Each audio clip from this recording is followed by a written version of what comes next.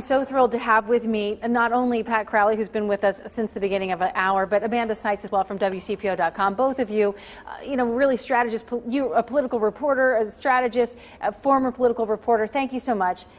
Here's the thing. I mean, I'm so surprised by this. I really am. But I think it speaks to something. You guys, we've been talking about this. It speaks to something on a more national level.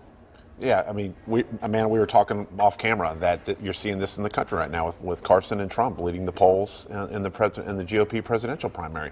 People are throwing the bumps out. They want something different, no matter what the candidates say. Bevin was back and forth on issues. Some of the reporters even wrote columns that basically called him a liar because he would say something. I mean, the ads were damning. Oh, it would be on tape. They'd show him the videotape, and he would still deny it. But people weren't listening because they want to change. It's a really interesting time in this country. For the first time in 40 years or 4 decades or I don't know how many exact years, Kentucky has gone from blue to red, at least in the governor's office. Practically, it was a Republican sweep pretty much tonight. And it's interesting because Steve Beshear is such a popular governor, but it just seems like the Democrats didn't come out tonight.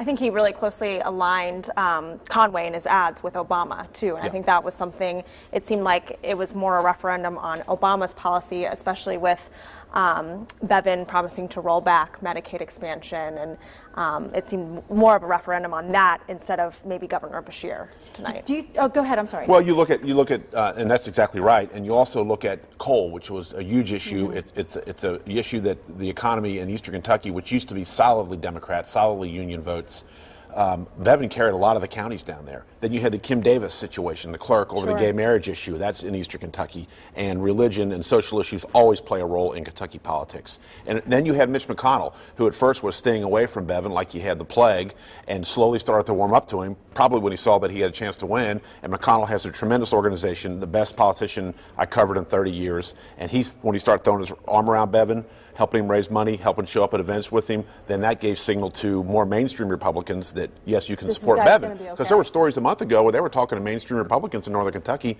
saying they weren't going to vote for Bevin. And I just saw a couple of them in the room there. I'm not going to name any names tonight, but people who were not for Bevin are now all of a sudden on the team. And you talk about Northern Kentucky. Northern Kentucky went big for Bevin. I mean, Northern Kentucky really pushed him over the edge, wouldn't you say? Yeah, I think that will be interesting to watch in the election next year to see, where they'll go. It might be foreshadowing. Yeah, and the last Republican governor was Ernie Fletcher in 2003, and Northern Kentucky again was one of the things that pushed him over. And it's so you have a governor, only the third Republican in 65 years, the first governor out of Louisville in over 100 years, and then the first African American on a statewide ballot in Kentucky, Janine Hampton, Bevin's running mate. So historic night. Historic night, and we didn't even get to the idea that we have the whole bridge to discuss because he's against tolls, and we're out of time with that. We got to go back to Craig.